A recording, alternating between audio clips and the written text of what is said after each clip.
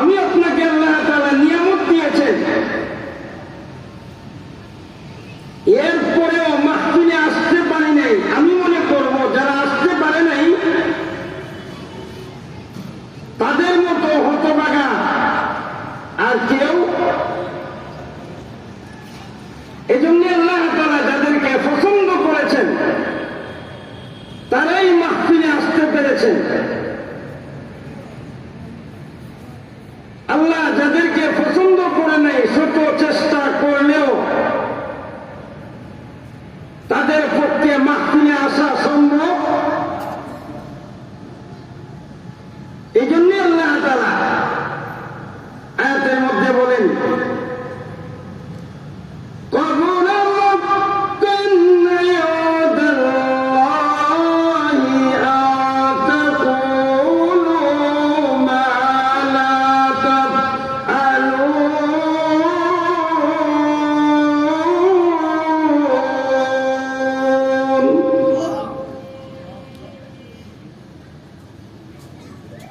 ভাই প্রত্যেকটা জিনিসের মৌসুম আছে।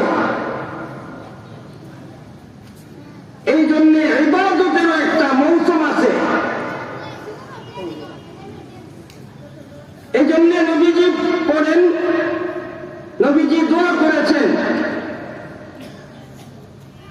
আল্লাহুম্মা বারিক লানা ফি রজব ওয়া শাবান ওয়া বাল্লিগনা রমাদান।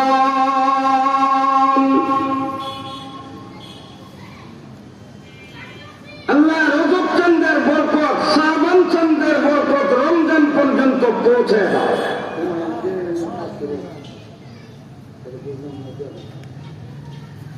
এই যে আপনারা মাদ্রাসা করেছেন,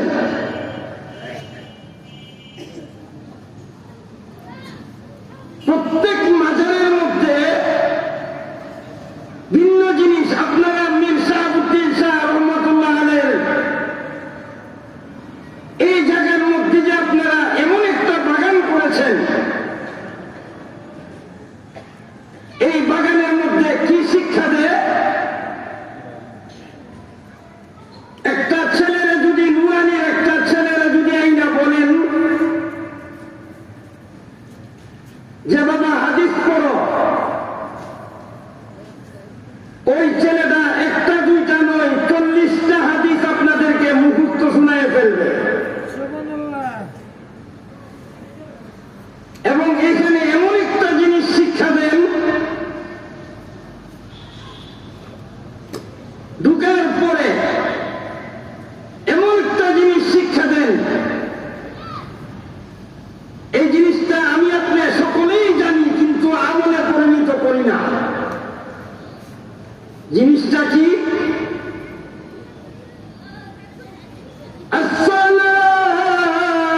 আসসালামু ক্বাবলাল কালাম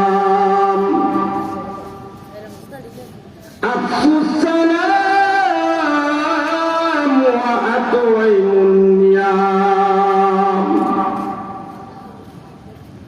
যেই জায়গার মধ্যে সালাম আছে ওই জায়গার মধ্যে মুসাফা আছে, যেই জায়গার মধ্যে সালাম নাই ওই জায়গার মধ্যে মুসাফা নাই, যেই জায়গার মধ্যে সালাম নাই ওই জায়গার মধ্যে বরকত নাই। ঠিক কিনা?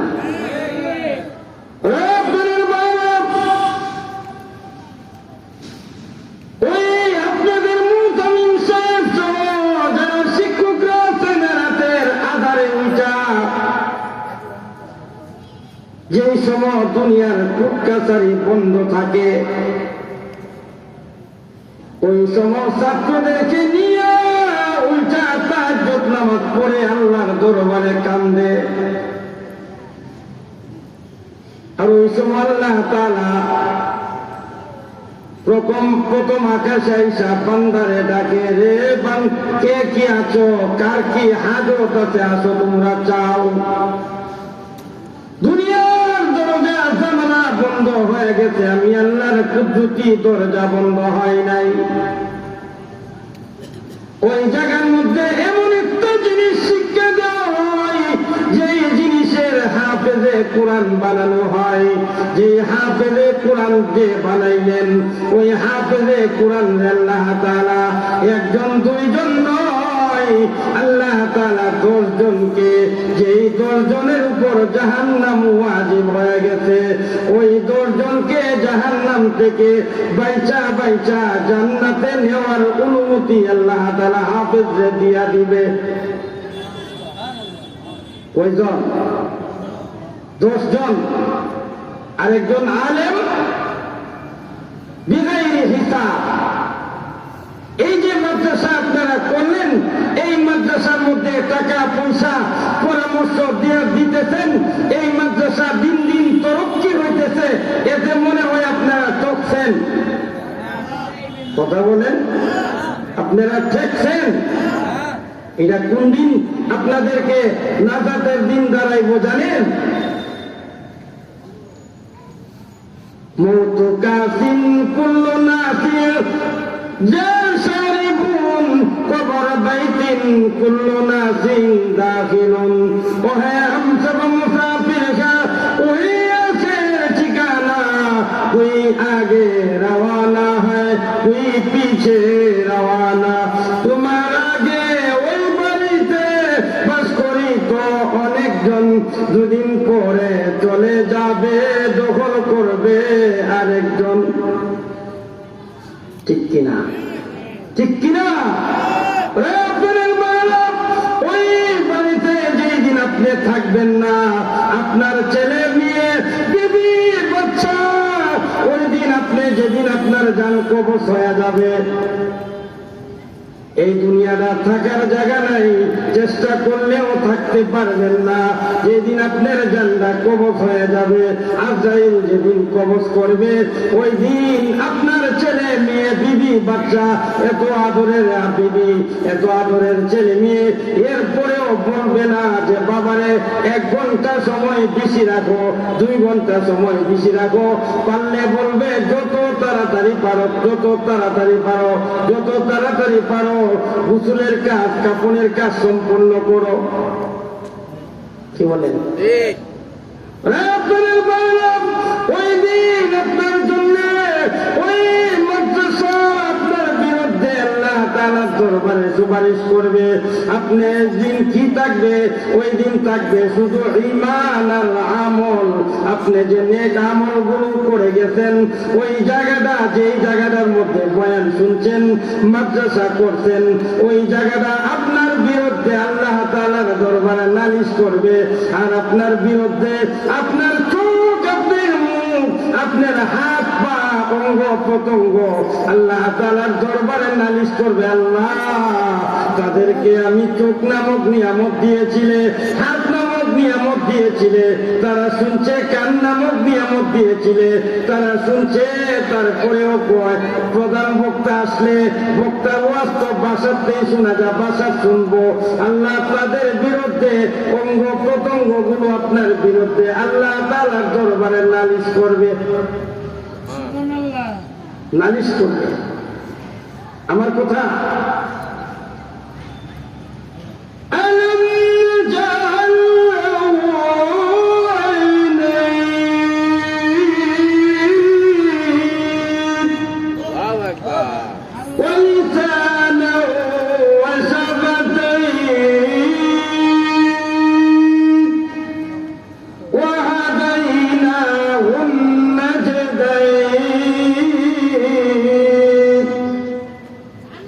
ওই দিন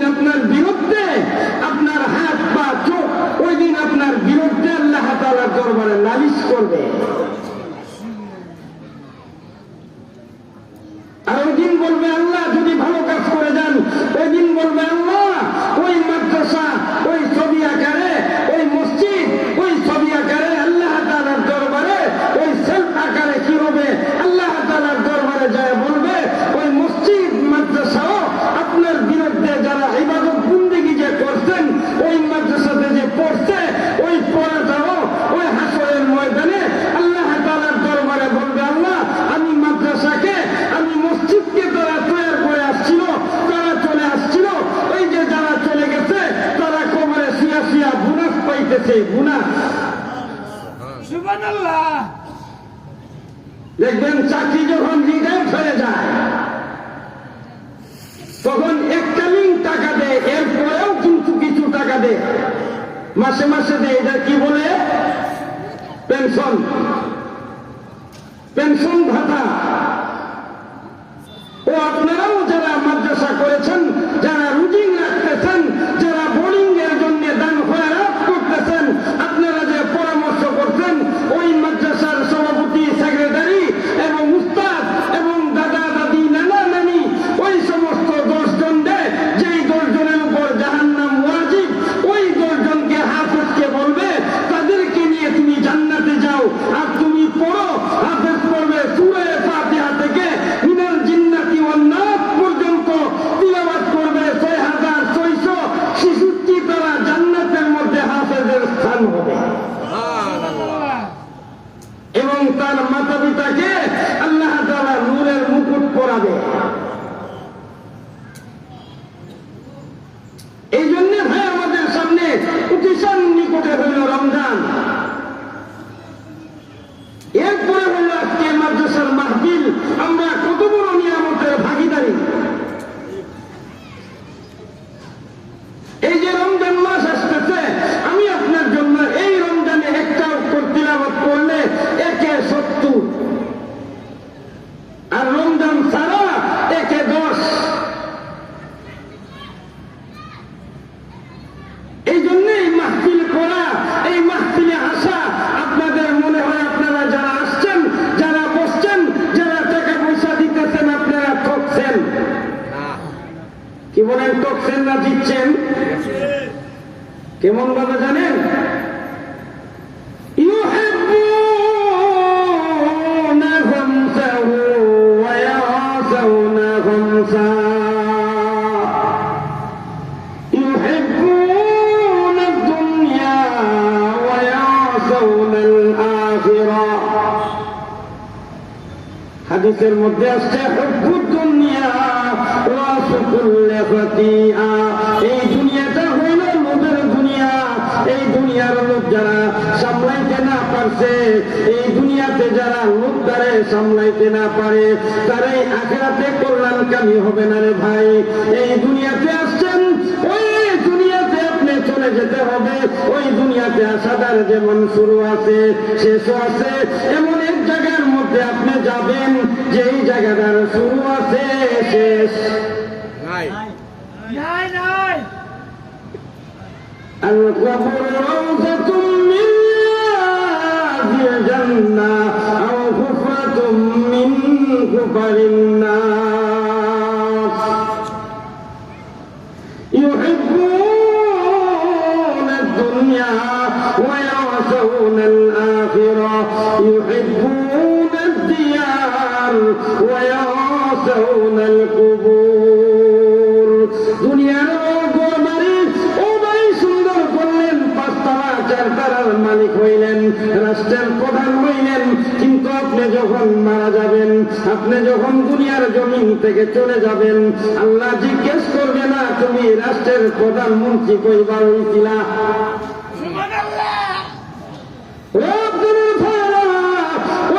আল্লাহ তারা জিজ্ঞেস করবে না তুমি প্রধানমন্ত্রীর পেট ছিলা।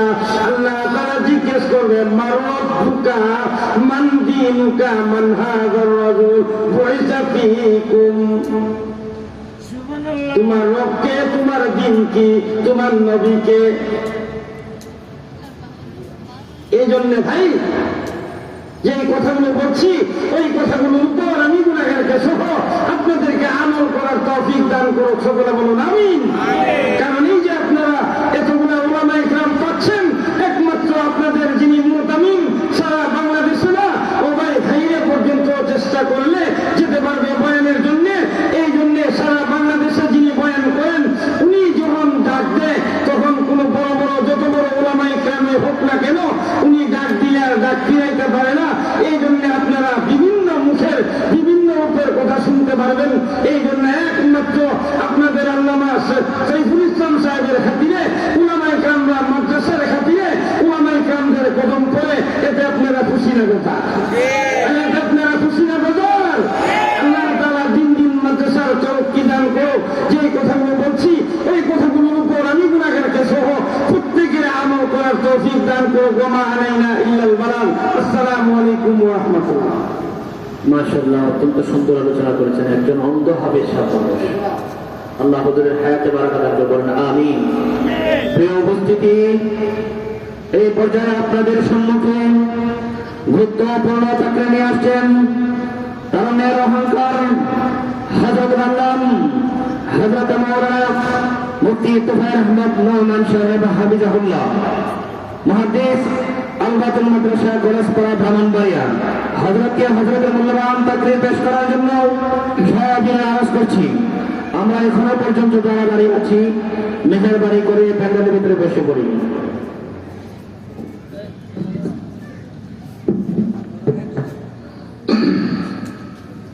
السلام عليكم ورحمة الله وبركاته. الحمد لله وكفى وسلام على عباده الذين اصطفى. أما بعد فأعوذ بالله من الشيطان الرجيم. بسم الله الرحمن الرحيم. وأحسنوا إن الله يحب المحسنين. وقال النبي صلى الله عليه وسلم يكون في أمتي خسف ومسخ وقذف. قال رجل من المسلمين متى يا رسول الله؟ قال إذا ظهرت القينات والمعازف وشربت الخمور، أو كما قال النبي صلى الله عليه وسلم. رب اشرح لي صدري ويسر لي أمري واحلل عقدة من لساني يفقهوا قولي وبك نستعين يا مستعان. ঐতিহ্যবাহী বীর শাহাবুদ্দিন রহমতুল্লাহ আলাইহি দারুল উলুম ইসলামিয়া মাদ্রাসার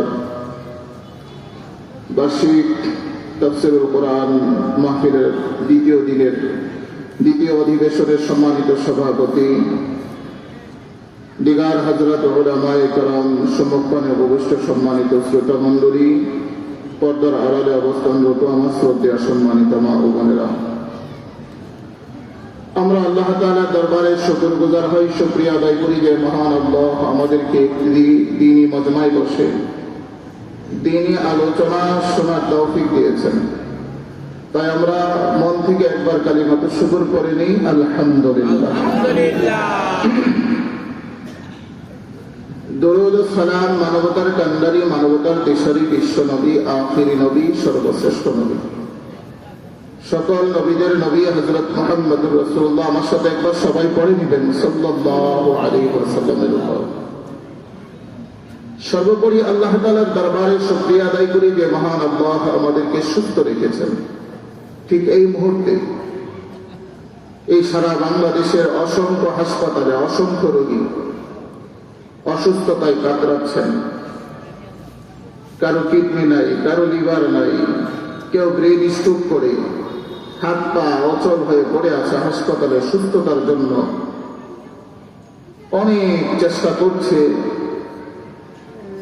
ঠিক এই মুসিবতের সময় আল্লাহ আমাদেরকে মুসিবত মুক্ত রেখেছেন, সুস্থ রেখেছেন। বা একটু সাউন্ডটা কমায়া দাও। তাই আমরা সকলে দিন থেকে আবারও একবার কালিমাত শুকর করি, আলহামদুলিল্লাহ, আলহামদুলিল্লাহ। সম্মানিত উপস্থিতি, আমি আপনাদের সামনে একটানা হাদিস পড়েছি। আমার হাদিসটা মূলত রাসূলুল্লাহ সাল্লাল্লাহু আলাইহি ওয়াসাল্লামের একটি ভবিষ্যৎবাণী। ভবিষ্যৎবাণী হলো রাসূল বলছেন যে এটা আমার উম্মতের মধ্যে ভবিষ্যতে হবে। কি হবে? নবীজি বলেন ইয়াকুনু ফি উম্মতি খাসফুন ওয়া মাসখুন ওয়া কাসফুন। নবীজি বলেন আমার উম্মতের মধ্যে তিনটা বিপদ দেখা দিবে। কয়টা বিপদ? সবাই বলেন কয় বিপদ? তিন বিপদ। কি? এক নাম্বার খাসকুন, ভূমিধস, ভূমিকম্প। বলেন আমাদের মধ্যে ভূমিকম্প আছে কিনা? আছে। আচ্ছা। দুই, মাসখুন, চেহারার আকৃতি বিকৃতি হয়ে যাবে, বিকৃত হয়ে যাবে। মানে হলো মানুষের চেহারা থাকবে না, মানুষের চেহারা হয়ে যাবে বানরের চেহারা। নাউযুবিল্লাহ। মানুষের চেহারা আর মানুষের চেহারা থাকবে না, মানুষের চেহারা হয়ে যাবে শূকরের চেহারা। নাউযুবিল্লাহ। বলেন মুসিবত ছোট না বড়? সবাই বলেন তো একটু, মুসিবত ছোট বড়? আপনার বাড়িতে একটা সদ্য ভূমিষ্ঠ বাচ্চা জন্ম নিয়েছে, আপনি যদি দেখেন মানুষের ঘর থেকে জন্ম নেওয়া বাচ্চাটা দেখতে কুকুরের মতো, দেখতে বানরের মতো, আপনার কাছে কি ভালো লাগবে? বলেন ভালো লাগবে? তাহলে দেখেন, প্রথম নাম্বার সমস্যা ভূমিকম্প আছে আমাদের সমাজে। দ্বিতীয় নাম্বার সমস্যা চেহারার আকৃতি বিকৃতি কিছুটা হয়েছে, সামনে আরো ভয়াবহ আকার ধারণ করবে। তিন নাম্বার হলো আজকুন, পাথর বৃষ্টি। কি বৃষ্টি? পাথর বৃষ্টি। এই পাথর বৃষ্টিকে খুব সহজে আপনাদেরকে বুঝিয়ে বলি। আমরা শিলা বৃষ্টি দেখেছি সবাই, দেখি নাই? আচ্ছা, শিলা বৃষ্টির এই শিলাটা কয় গ্রাম? 10 গ্রাম, 5 গ্রাম শিলা। এই তো, যদি এটা 100 গ্রাম হয়, মুসিবত ছোট হবে না বড় হবে? বলেন বলেন। আর যদি এটা 1 কেজি হয়, আর যদি এটা 1 মণ হয়, বুঝেন বুঝেন? তাহলে আমি বলি নাই, মুহাম্মদুর রাসূলুল্লাহ বলছেন আমার উম্মতের মধ্যে এই তিনটা বিপদ দেখা দিবে। কে বলেছেন? নবীজি জীবনে কখনো মিথ্যা কথা বলেছেন? মিথ্যার কথা নবীজির ব্যাপারে কল্পনা করা যায়? তাহলে কে বলেছেন? মুহাম্মদুর রাসূলুল্লাহ সাল্লাল্লাহু আলাইহি ওয়াসাল্লাম আমার উম্মতের মধ্যে এই তিনটা শাস্তি দেখা দিবে, এই তিনটা মুসিবত দেখা দিবে। কখন? এক ব্যক্তি প্রশ্ন করে বসলেন, ক্বালা রাজুলুম মিনাল মুসলিমিনা মাতা ইয়া রাসূলুল্লাহ। এক মুসলমান প্রশ্ন করলেন, ওগো আল্লাহর রাসূল, আল্লাহ তাআলা এই মুসিবত আমাদের উপরে কখন দিবেন? প্রশ্ন। মুসিবত তো হবে বুঝলাম, কিন্তু মুসিবতটা হবে কখন? তো নবীজি বললেন 3 মুসিবত আসবে 3 অপরাধের কারণে।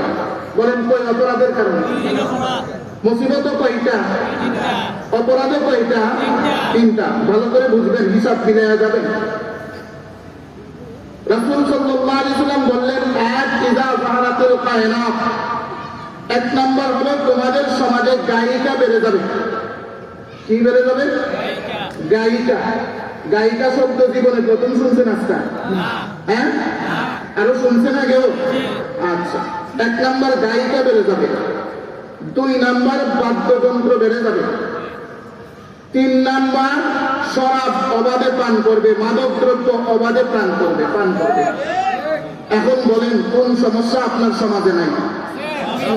বলেন বলেন, কোনটা নাই? 3টাই আছে। তাহলে মুসিবতের জন্য অপেক্ষা করতে হবে নাকি?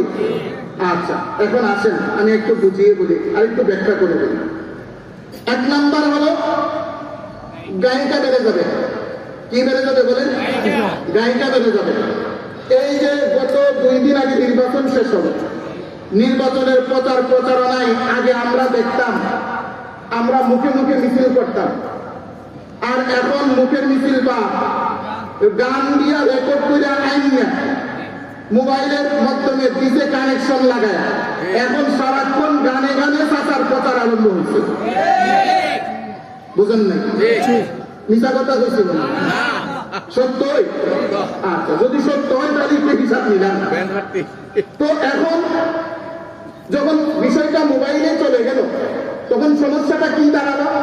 যখন আমি মানুষ মুখে বলতাম, আমার ক্লান্তি আসতো, আমি কিছু দূর চুপ করে থাকতাম, আমার এনার্জি ক্রিয়েট হতো, আবার শুরু করতাম। কিন্তু মোবাইল তো ক্লান্ত হয় না। মোবাইল ক্লান্ত হয় না। সুতরাং মোবাইল ক্লান্ত না হওয়ার কারণে অনর্গল চলতে আছে, মসজিদে আগুন চলতেছে, তার নির্বাচনী প্রচারণা চলতেছে, মসজিদে নামাজ চলতেছে, তার নির্বাচনী প্রচারণা চলতেছে, অসুস্থ রোগীর হার্টবিট উঠানামা করতেছে, তার নির্বাচনী প্রচারণা চলতেছে। বলেন তো দেখি, এই মুসিবত কম না বেশি? আপনারা কি কিছু বুঝছেন? আচ্ছা, একটা বুঝছেন না, আরো বুঝেন। আগেরকার সমাজে গায়ে হলুদ হতো এক ধরনের, আর বর্তমান আধুনিক ডিজিটাল সমাজে গায়ে হলুদ হয় ভিন্ন ধরনের। কেমন গায়ে হলুদ? ছেলেরা এক কালারের পাঞ্জাবি আর মেয়েরা আরেক কালারের শাড়ি। গানের তালে তালে সারা রাত নাচার নাম হলো গায়ে হলুদ। নাকি ঠিক আছে তো? না করে সম্পূর্ণ বানায়া অবান্তর কথা আপনাদেরকে শোনাইতেছি। ঠিক আছে? তাহলে কি হলো? গায়িকা কমলো না বাড়লো? গান বাদ্য কমলো না বাড়লো? বাড়লো তো মোহাম্মদ রাসূলুল্লাহর কথা ঠিক আছে তো? মিলতেছে তো? না আমি বানায় বানায় লুকিয়ে আছি? না, দেখেন গান কি পরিমাণ বাড়লো আর গায়িকা কি পরিমাণ বাড়লো। মোবাইল আসলো, টিকটক আসলো। টিকটক আসার পরে এখন গায়িকার পরিমাণ এখন ঘরে ঘরে। বেড়ি আগে গান গাইতেন তো, কিন্তু গান প্রচার করতে পারছেন না। কিন্তু এখন মোবাইল হওয়ার কারণে নিজের ঘরে মিডিয়া চলে আসছে। এখন একটা গান রেকর্ড করে তাই টুকুদ্দা ঢুকাই দেয় ফেসবুকে। ঢুকাই দেওয়ার পরে আগে উনি যে গান গাইতো 5 জন জানতো, এখন 5 লাখ মানুষ জানে। বলেন গান কমলো না বাড়লো? তো মোহাম্মদ রাসূলুল্লাহর কথা ঠিক আছে তো? আচ্ছা, এখন দেখেন রাসূল বলেন উম্মতের উপরে শাস্তি হবে কয়টা? কি কি? 1 নাম্বার ভূমিকম্প। আচ্ছা, আপনারা মুরব্বী বাবারা বলেন বাংলাদেশে আগের চেয়ে ভূমিকম্প কমছে না বাড়ছে? বাড়ছে। বাড়ছে না? বাড়ছে। আমার এই 40 বছরের জীবনে আমি 30 বছর পর্যন্ত বা 25 বছর বয়স পর্যন্ত ভূমিকম্প বাংলাদেশে হইতে শুনছি না, অন্যান্য দেশে হয়। আর এই গত 15 বছরে বেশ কয়েকবার বাংলাদেশে একটু জাতনিত করে দিয়েছে, এবং জাতনি তুলনামূলক আগের চেয়ে একটু শক্তিশালী। তো একটু জাতনি দিতে পরে কি হইল? মানুষ বাঁচার জন্য 5 তলা 10 তলা থেকে সিঁড়ি বেয়ে নামতে শুরু করলো। নামতে গিয়া লাফালাফি জোগাজুগি করে ধাক্কাধাক্কি করে একটা আরেকটারে বাইরে মেরে নিচ্ছে। মুসিবত কমলো না বাড়লো? বাড়ে কেমনে দেয়? এরপরে গেল একটা বিষয়, ভূমিকম্প। 2 নাম্বার হলো চেহারার আকৃতি বিকৃতি। চেহারা, মানুষের চেহারা বানরের চেহারা হয়ে যাওয়া, এটা কি ছোট মুসিবত না বড় মুসিবত? মানুষের চেহারা শুকরের চেহারা হয়ে যাওয়া, এটা ছোট মুসিবত না বড় মুসিবত? বড় মুসিবত। এই মুসিবত এখনো প্রপর আকার ধারণ করে নাই। আল্লাহ আমাদের সকলকে হেফাজত করুক। এরপরে হলো পাথর বৃষ্টি। আমাদের বাংলাদেশের শিলা বৃষ্টি বেশি না, একটুকু বড় হয় আমার জানা মতে। একটুকু না, ঠিক আছে না? আমার আঙুল না, ঠিক আছে? একটুকু। এটা যদি আগামী বছর এত বড় হয়ে যায়, মুসিবত ছোট না বড়? আপনি দাম খেতে আর দাম খেতে পাইবেন কিচ্ছু থাকতো না। তাহলে এই সমস্ত মুসিবত গুলি আসবে কখন? ওই অপরাধের কারণে। মনে আছে কথা? 3 অপরাধের কারণে। 1 নাম্বার গায়িকা বেড়ে যাবে, 2 নাম্বার বাদ্যযন্ত্র বেড়ে যাবে। বাদ্যযন্ত্র কিভাবে বাড়ছে দেখেন।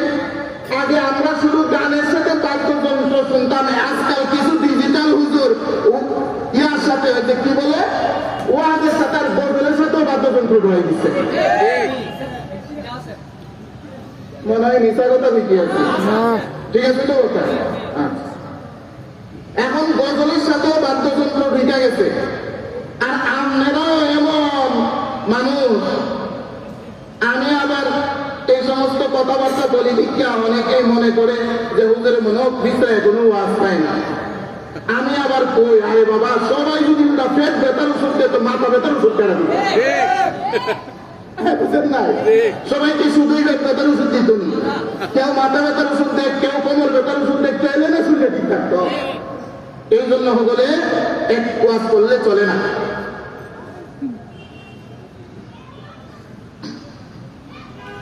তো বলতেছিলাম, এই যে বাদ্যযন্ত্রে এই বিস্তার হইতে হইতে বাদ্যযন্ত্র সব জায়গায় চলে গেছে। যাইতে যাইতে শেষ পর্যন্ত কোথায় গিয়ে ঢুকছে? গজলের মধ্যে ঢুকছে। যে গজল একসময় মানুষ অন্তর থেকে নবীর প্রেম ভালোবাসায় মনের থেকে বেরিয়ে আসতো গজল, আল্লাহর প্রেম ভালোবাসায় আল্লাহর প্রশংসা গজল বের হয়ে হয়ে আসতো, এই গজলের মধ্যে এখন বাদ্যযন্ত্র লাগাই দিচ্ছে। তাহলে সোয়াবের কামলা সোয়াব রইল না, গুনাহ হয়ে গেল, গুনাহ হয়ে গেল। এবার আসেন 3 নম্বরে যায়। 3 নম্বর হলো ওয়াশুরিবাতিল খুমুর। রাসূল বলেন যে এই আযাব, 3টা আযাব দেখা দিবে যখন মানুষ অবাধে মদ পান করবে, মাদক পান করবে। এখন বলেন আপনার বাড়ির মুড়ে মুড়ে মাদক বেচা কিনা চলে কিনা? চলে।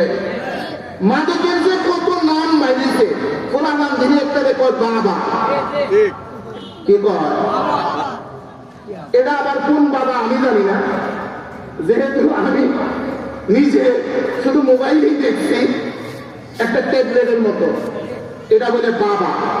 আবার এটা নাকি দামও অনেক বেশি। কথা বুঝছেন?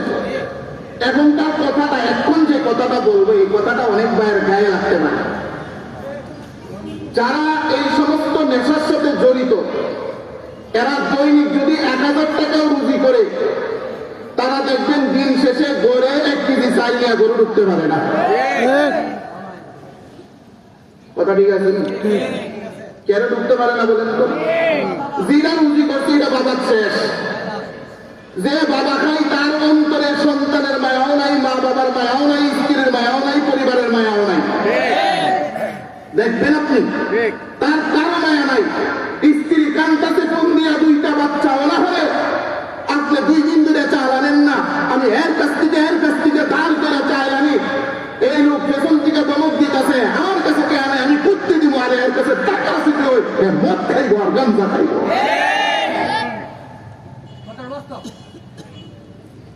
বুঝলেন না? সমস্যা সমাধান এগুলো তৈরি হয়েছে, তৈরি হয়েছে। এই সমস্যার সমাধানে করতে হবে কি? এই সমস্যার সমাধানে যেটা করতে হবে আমরা আবার সেটা করি না। আচ্ছা আপনারা বলেন তো দেখি, আপনারা এখানে যারা মোটামুটি ভাবে একটু জ্ঞান রাখেন, সবাই তো মোটামুটি জ্ঞান রাখেন, একটা ছাদের নিচে দিয়ে পানি পড়ে, ছাদে পানি জমে, পানি টুকটক পানি পড়ে। আপনি যদি ছাদের নিচে দিয়ে প্লাস্টার ভাঙিয়ে আবারও প্লাস্টার করেন, ছাদের পানি বন্ধই বলি, হ্যাঁ